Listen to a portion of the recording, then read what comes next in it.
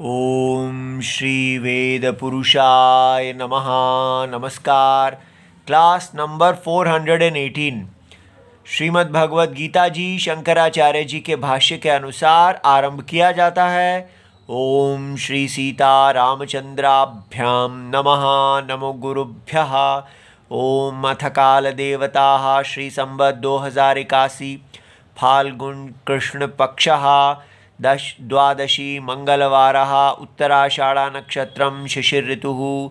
ओम तत्सत् श्री शंकराचार्याय गुरवे नमः। इंद्रियाणि पराण्याहुरिन्द्रियेभ्यः परं मनः। मनसस्तु परा बुद्धिर्यो बुद्धेः परतरस्तु सः। अध्याय नंबर 3 और श्लोक नंबर 42। अच्छा जी, तो ये पुस्तक है Gita press Gorakhpur, book number 10, Shankaracharya ji के भाष्य वाली पुस्तक। अच्छा, तो अब हमने पिछले श्लोक में जो देखा है वो क्या देखा है? भगवान ने अर्जुन से कहा है कि आपका जो ज्ञान और विज्ञान है, अर्थात ये दो शब्द जो भगवद गीता में इकट्ठे आए हैं, ये बड़े इम्पोर्टेंट हैं इनको समझना।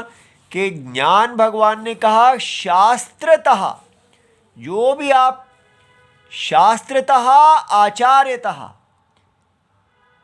आचार्य दोनों से अकेला नहीं, शास्त्र और वो आचार्य जो साक्षात भगवान राम जी में स्थित हैं, गुरु संप्रदाय में स्थित हैं, उनसे जो आप अवबोध प्राप्त करते हैं, इसको बोलते हैं शब्द ज्ञानम।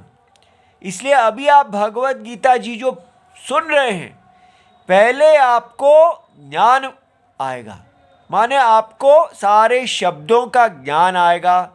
वो सीधा ही विज्ञान में नहीं बदल जाएगा। पहले धीरे धीरे सुनते सुनते सारी कड़ियाँ जुड़ेंगी और हम समझ पाएंगे अच्छा क्या कहा जा रहा है, पूरी प्रक्रिया क्या है। ठीक है, तो पूरा शास्त्र के शब्दों का अर्थ जो है वो हस्तगत हो जाएगा। तो उसमें भी बार बार सुनते सुनते जो इतनी बार क्यों सुनना पड़ता है, वो इसलिए है क्योंकि जैसे हम इसको शास्त्र को सुनते हैं और स्वाध्याय करते हैं और ये इस व्रत में रहते हैं और इसके अनुसार धीरे धीरे भगवान की आराधना करते हैं, तो हमारा पापक क्षय होता है। ठीक है, इसलिए जो कॉलेज की पढ़ाई है वहाँ पापक क्षय इत्यादि कुछ नहीं है, वो शास्त्र किसी देवता की आराधना नहीं है। लेकिन यहाँ जो विद्या अध्ययनम है, ये अध्ययनम स्वयं ही हमारा पापक क्षय करने वाला है। और इसके आधार पर जैसे जैसे हमारा भगवान से प्रीति बढ़ती जाती है और हम उनकी आज्ञा के अनुसारी होते जाते हैं, वैसे वैसे हमारे अंदर का प्रकाश बढ़ता जाता है, हमारी योग्यता, वैचारिक योग्यता बढ़ती जाती है। तो जैसे सूर्य धीरे धीरे उदय होते जाते हैं, उसी प्रकार तो धीरे धीरे ये शास्त्र जो है इसके सारी कड़ियाँ जुड़ने लगती हैं और हमें एक अवबोध, एक ज्ञान प्राप्त होता है। और उस ज्ञान को जब हम बैठ के उस पे निदिध्यासनम, उसी पे सदा उसी वृत्ति को बनाए रखते हैं, उसी में रहते हैं, तो उसके बल पर हम अपने अंतरात्मा, अंतर वस्तु, सत्य वस्तु को देखते हैं। तो उसको कहा तत् अनुभवः। इसलिए शब्द ज्ञान, फिर वो शब्द ज्ञान अनुभव में बदलता है। इसलिए धीरे धीरे हमारा ये भगवद गीता जी हमारे लिए कार्यक्षम होती है। तो ये बात समझ में आई। लेकिन भगवान ने यहाँ पर अर्जुन से कहा है कि अगर आप चाहते हैं कि ये जो आप भगवत गीता सुन रहे हैं ये आपके लिए कार्यक्षमम हो, तो सबसे पहले आदौ आरंभ में ही आपको क्या करना चाहिए? ये पापाचारी जो काम है इसको त्यागो। ठीक है, क्योंकि ये आपके ज्ञान और विज्ञान का नाश कर देगा। ठीक है, तो आजकल जैसे बहुत से ब्राह्मण लड़के होते हैं, वो आके चाहते हैं कि हम कथाकार बन जाएं, तो वो कथाकार बनने के लिए जो कुछ करना है वो करना चाहते हैं, लेकिन कथाकार बनना काम है, ये एक प्रकार का करियर है, प्रोफेशन है, रोजगार है। इस प्रकार शास्त्र का अध्ययन नहीं किया जाता। तो अगर व्यक्ति कथाकार बनने के लिए शास्त्र को पढ़ेगा तो शास्त्र का वो काम ही उसके ज्ञान और विज्ञान को खा जाएगा। उसके अंदर ना शब्द का ज्ञान आएगा और ना ही अनुभव का ज्ञान आएगा, उन शब्दों का अर्थ स्फुरित होगा। तो क्योंकि हर समय उनके मन में यही रहेगा कि मुझे अपनी ऑडियंस, मेरी जो सुनने वाले हैं, उनके आगे उनको प्रभावित करने के लिए, उनको जीतने के लिए क्या क्या करना है, कहाँ संगीत डालना है, कहाँ चुटकुला डालना है, क्या क्या करना है, कितना बोलना है, ज़्यादा में वो बोर ना हो जाएं, उनको आनंद कैसे देना है, उनसे कैसे पैसे ज़्यादा लेने हैं, ये सारा गणित में दिमाग रहेगा। और ऐसे जब दिमाग रहेगा तो ज्ञान विज्ञान नहीं आएगा। इसलिए व्यक्ति को पूरी तरह काम को छोड़ के नारायण की तुष्टि, भगवान जगत की आत्मा का शरण लेना चाहिए और उनकी आज्ञा की पालन करने के लिए अगर राम जी कहें तो कथाकार आदि बनना चाहिए, और अगर वो अंदर से कहें नहीं अभी आप मेरी आज्ञा नहीं है, तो जब तक राम जी की आज्ञा ना हो और जो उनकी आज्ञा हो सदा वही पालन करना है, तभी सरस्वती जी परिपक्व होती हैं। इसलिए ये एक तपस्या है। अब है कि वो राम जी की शरणम कैसे ली जाती है काम को जीतने के लिए, उसके लिए अब भगवान हमें आज का श्लोक दे रहे हैं। तो देखने में तो आज का श्लोक थोड़ा सरल लगेगा, लेकिन ये सारे वेदार्थ को गर्भ में लिया हुआ है, बहुत ही गहरा, और इसलिए विशेष रूप से भगवान सीताराम जी के चरणों का स्मरण करते हैं और इसमें प्रवेश करते हैं। तो कहा गया, भगवान कह रहे हैं इंद्रियाणी आदौ नियम्य। ऐसा भगवान कृष्ण जी, गुरु जी ने शिष्य अर्जुन से कहा कि आरंभ में ही आपको अपनी इंद्रियों का नियमनम करना चाहिए। इनका नियमनम करके कामम शत्रुम, ये जो शत्रु है इसको त्याग देना चाहिए, क्योंकि ही इति उक्तम तत्र, ये पहले के श्लोकों में कहा गया है कि ये काम रूपी शत्रु जो है ये हमारी ही इंद्रियां, मन और बुद्धि को अपना किला बनाया हुआ है, और उसके कारण ये ही हमारे शरीर रूपी रथ को संचालित करता है। हम इसी की आज्ञा के अधीन रहते हैं, और अंतरात्मा देही जो है, अंतर परमात्मा जो रहते हैं इस देह में, उनकी आज्ञा को हम नहीं सुनते हैं। ये उनको छुपा देता है, आच्छादित कर देता है। ये काम हम में और भगवान में एक दीवार खड़ी कर देता है। करोड़ों जन्म से भगवान हमारी देह में ही हमसे प्यार करने वाले परमात्मा रूप से रहते हैं, लेकिन हमारी दृष्टि उनकी तरफ नहीं जाती है। हम सदा बाहर ही देखते रहते हैं। ठीक है, इसलिए तो क्या किया जाए कि हमारी प्रीति भगवान से हो जाए। तो उसका यहां पर उपाय दिया जा रहा है कि तत्र किम आश्रयः कामम जह्यात्। तो भगवान का आश्रय कैसे लिया जाए और इस काम को जीता जाए। ठीक है, तो वहां पर उसका उपाय बताया जाता है कि आपको कुछ देखना होगा। देखिए कि ये काम जो है, ये इंद्रियां, मन और बुद्धि, इन तीनों को इसने वश में किया हुआ है। तो आपको उसका शरण लेना है जिसको ये वश में नहीं कर सकता। जो इंद्रियां, मन और बुद्धि जिसके वश में है, उसकी शरण ली जाए। ठीक है, इसलिए जब तक आप इंद्रिय और मन और बुद्धि से ही जीवन जीते रहेंगे, तो ये तो पहले ही काम के वश में है। तो इनको तीनों को कौन वश में कर सकता है, वो ये श्लोक बता रहे हैं। ठीक है, देखिए कहा गया है इंद्रियाणि पराणी आहुहु। इंद्रियां जो हैं वो पर हैं, ऐसा कहते हैं कौन? पंडित, यानी जो वेद के अर्थ को जानते हैं, वो कहते हैं कि इंद्रियां जो हैं पर हैं। किससे?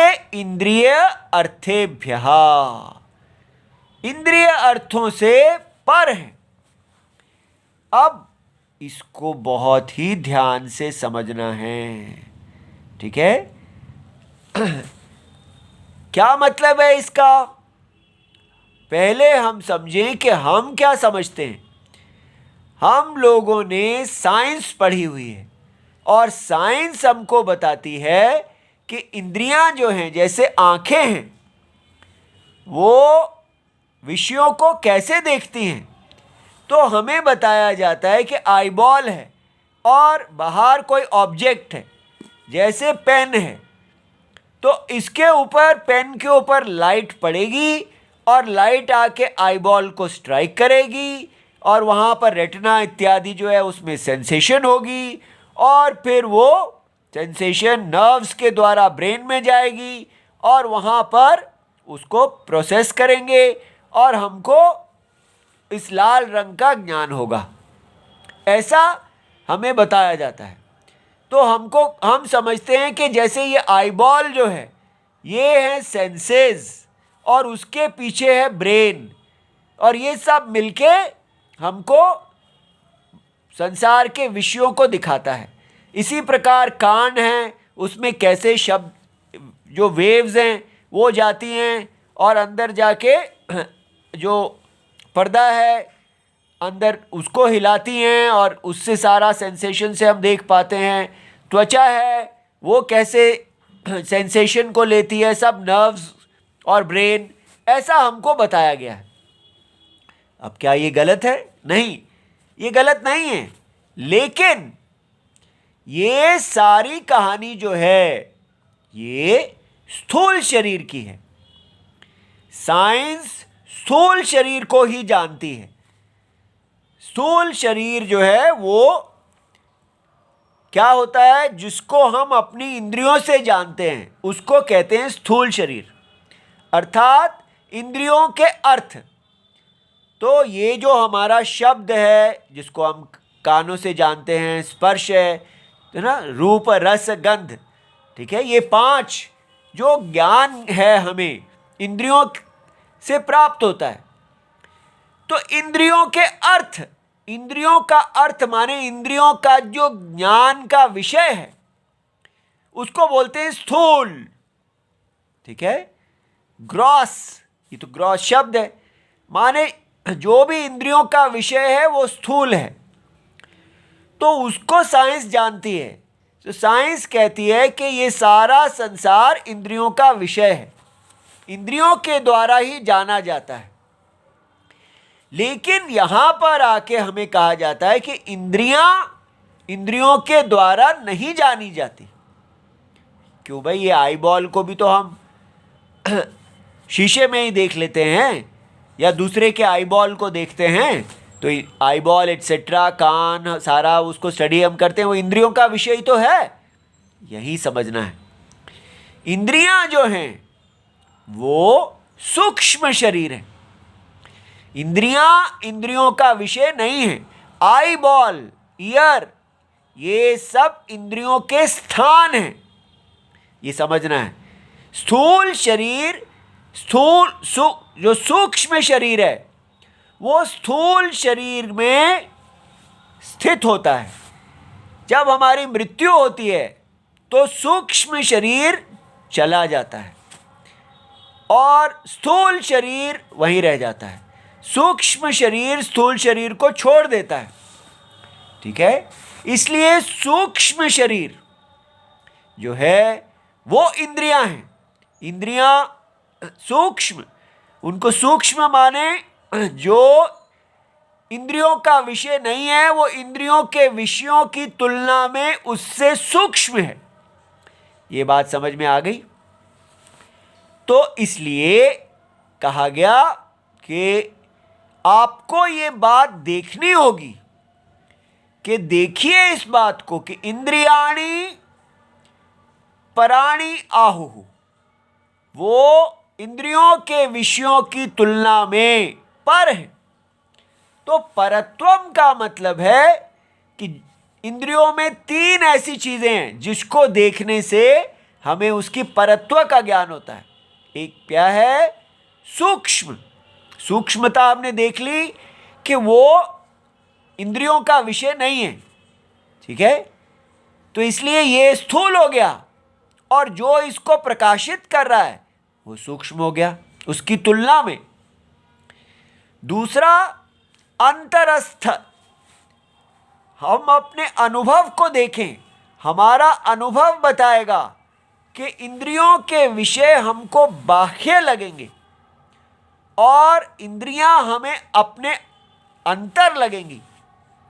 तो शरीर जो है वो इंद्रियों का विषय है। तो जब हम अपने आप को कहेंगे अहम, तो लगेगा कि इंद्रियां जो हैं वो मेरे अंदर है। आपके अनुभव आपको बताएगा कि शरीर बाह्य है और इंद्रियां उससे अंदर हैं, ठीक है। तो इसलिए ऐसा अनुभव होगा कि शरीर बाह्य है, इंद्रियां अंदर हैं, ठीक है। इसलिए अंतरस्थ। और तीसरा है व्यापी। व्यापी क्या है? जो इंद्रियों के विषय हैं वो व्याप्य हैं, इंद्रियां व्यापक हैं। इसलिए थोड़ा दिमाग हमें साइंस से हटाना होगा। साइंस ने जो हमें कहा है ये रहता है इंद्रियों का विषय और आईबॉल, और बीच में इनको कांटेक्ट कराती है लाइट। लाइट इसके ऊपर फॉल करती है, वो आईबॉल पे जाती है, ऐसे। लेकिन यहां बताया जा रहा है कि इंद्रियां जो हैं वो व्याप्त हैं। इंद्रियों के अंदर ही ये सारा जगत है। ये ध्यान से समझना है, बड़ा गहरा है। इंद्रियों के जो सारा रूप है वो सेंस ऑफ साइट, अर्थात जो रूप की इंद्रिय है उसके अंदर है, उसका विकार है। कैसे? जैसे रस्सी के अंदर उसमें दिखने, अज्ञान वशात दिखने वाला सांप होता है। तो वो जो सांप है जो रस्सी में दिखता है वो रस्सी का माया कार्य है। तो उसकी प्रॉपर्टीज अगर हमें देखनी है तो हम कहेंगे सांप स्थूल है, रस्सी सूक्ष्म है। सांप बाह्य है, रस्सी अंतर है। सांप व्याप्य है, रस्सी व्यापक है। रस्सी जो है वो सारे सांप में व्याप्त है, ठीक है। इसलिए जो असत्य है और जो सत्य है, जब उनकी तुलना करते हैं तो सत्य अधिक सूक्ष्म दिखता है, अधिक अंतर दिखता है, अधिक व्यापक दिखता है। तो आपको बहुत धीरज धरना है। देखिए, अभी हमको भगवान ने बताया कि पहले शब्द ज्ञान और उसके बाद विज्ञान, ज्ञान और विज्ञान। इसलिए शास्त्र का अध्ययन करना एक परिश्रम है। तो 3 नए शब्द आपने सीखे हैं। वो क्या है? वो है सूक्ष्म, अंतस्थ और व्यापी। तो जब भी हम सत्य और असत्य दोनों की तुलना करेंगे तो ये बताया गया कि रस्सी और सांप, रस्सी के अज्ञान के कारण उसमें एक सांप दिख रहा है, ठीक है। तो रस्सी जो है वो सूक्ष्म होगी सांप की तुलना में, सांप स्थूल दिखेगा। रस्सी अंतस्थ, अंदर है, और सांप बाह्य है। रस्सी व्यापी है और सांप व्यापक है, व्याप्य है, जिसको रस्सी ने भरा हुआ है। सांप रस्सी से पूर्ण है ऐसा लगेगा, लेकिन वास्तव में देखा जाएगा तो वहां पर कोई अंतर बाहर नहीं है, एक ही चीज है, एक ही चीज रस्सी है, उसी के अंदर सांप है। सांप अन्य वस्तु है ही नहीं, ठीक है। ये बड़ी माया है। इसी प्रकार यहां पर भी इंद्रियां सत्यम हैं और उनके विषय असत्यम है। इंद्रियों का ज्ञान नहीं होने के कारण उनके अंदर स्थूल विषय दिख रहे हैं। बहुत बड़ी ज्ञान है। तो इंद्रियां कभी भी अपने विषयों को टच नहीं करती। इंद्रियां जैसे जल है और इंद्रियों के विषय लहरें हैं। ये सारी इंद्रियों विषयों का जो तत्व है, इनका आत्मा इंद्रियां हैं। ऐसा, ये कितनी बड़ी बात है। धीरे धीरे आप इसको देखेंगे और पचा पाएंगे। जैसे स्वप्न के अंदर हमको दिखता है कि वहां पर इंद्रियों के विषय भी हैं, इंद्रियां भी हैं, मन भी है, बुद्धि भी है, लेकिन हमें समझ में आता है कि वो सारे इंद्रियों के विषय स्वप्न की इंद्रियों के अंदर हैं, और इंद्रियां मन के अंदर हैं, और मन बुद्धि के अंदर है। क्योंकि हमको वहां लग रहा है कि जैसे एक व्याप्य है, एक व्यापक है, ठीक है। तो ये सारा का सारा एक अज्ञान का प्रत्यय है। सारा स्वप्न एक बुद्धि है, लेकिन उसमें ऐसा लग रहा है जैसे इंद्रियों के विषय इंद्रियों के द्वारा व्याप्त हैं, इंद्रियां मन के द्वारा व्याप्त है, मन बुद्धि के द्वारा व्याप्त है, और वो सब तीनों अंतरात्मा साक्षी के द्वारा व्याप्त है।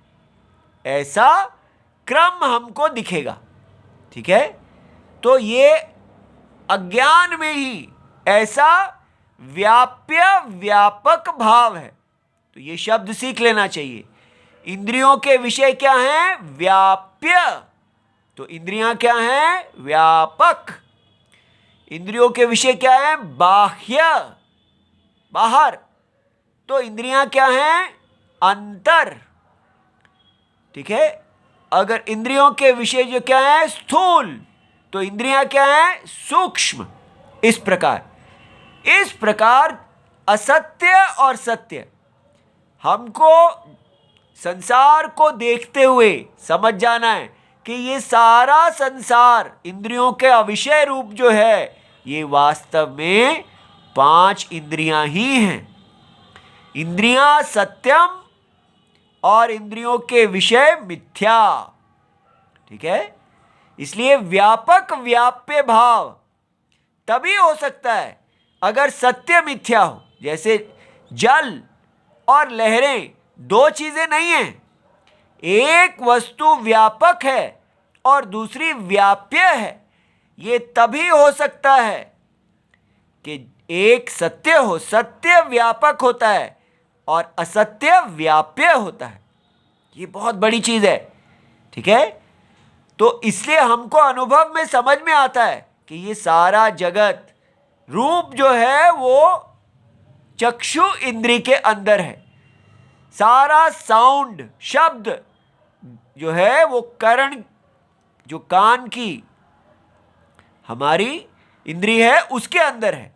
सारा गंध घ्राण इंद्री के अंदर है। सारा स्पर्श हमारी त्वचा इंद्री के अंदर है। तो लेकिन हमारी तो छोटा सा है, इसलिए ध्यान रहे जब यहां पर इंद्रियों की बात की जा रही है तो समष्टि परमेश्वरा की इंद्रियों की बात की जा रही है। इसलिए रूप इंद्री, समष्टि इंद्री भगवान की समष्टि इंद्री के अंदर सबकी व्यष्टि इंद्री है। ये समझना है, ठीक है।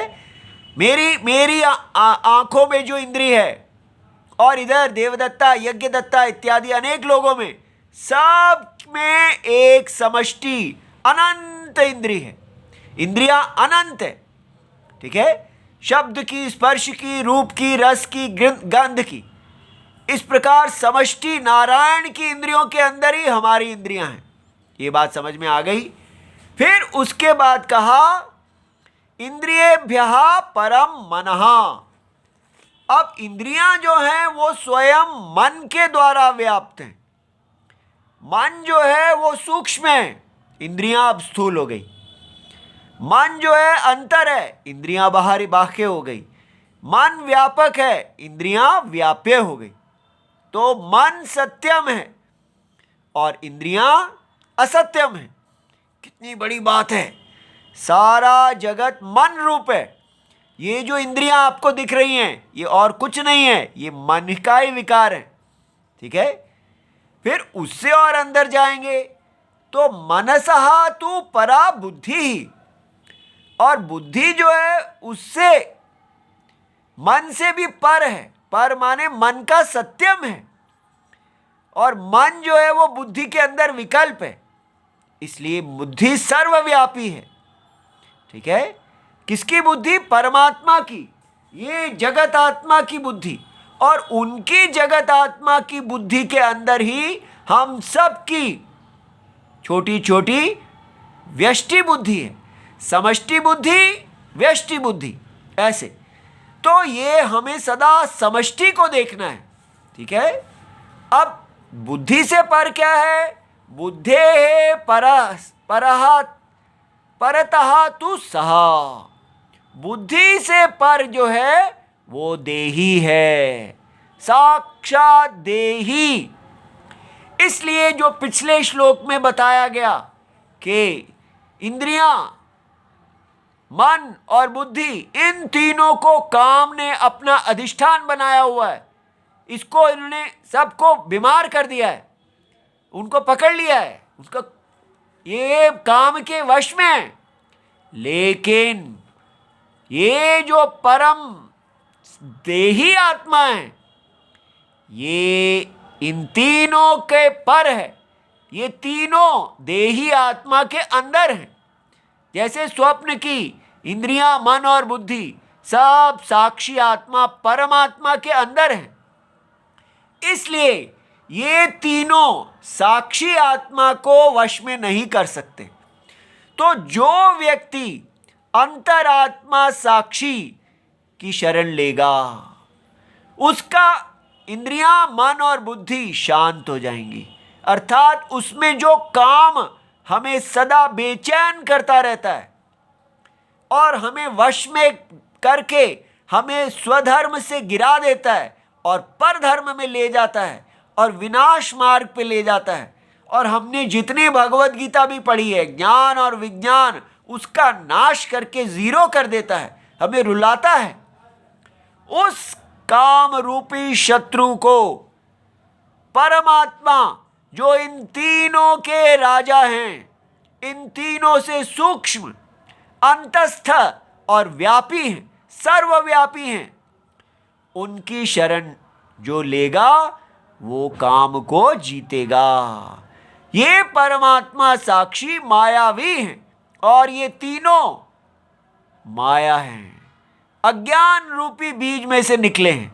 इसलिए ये असत्य होने के कारण सत्य को स्पर्श नहीं कर सकते और इसलिए भगवान की शरण एकमात्र साक्षी। सदा आपको इस प्रकार परत्वम देखना है। सदा देखिए कि इंद्रियां जो हैं वो मन से छोटी हैं, मन बड़ा है, और बुद्धि मन से भी बड़ी है, और भगवान इस सब से बड़े हैं। बस ऐसे नारायण में आपने छुप जाना जाके। ठीक है, आप जब भगवान की शरण लेंगे तो आप भी सबसे बड़े हो जाएंगे, इन सब से बड़े हो जाएंगे। अभी तक ये आपको वश में करती हैं, आप इनको वश में कर लेंगे। ये उपाय भगवत गीता का है, इससे सारा काम जय हो जाएगा। ना कि क्रिकेटर बनने के लिए आप निकलेंगे, आप क्रिकेटर आदि छोड़ के भगवान की आज्ञा का पालन करेंगे। ठीक है, ओम नमो भगवते वासुदेवाय। प्रणाम। इसका भाष्य रह गया, वो कल देखेंगे। नमस्कार।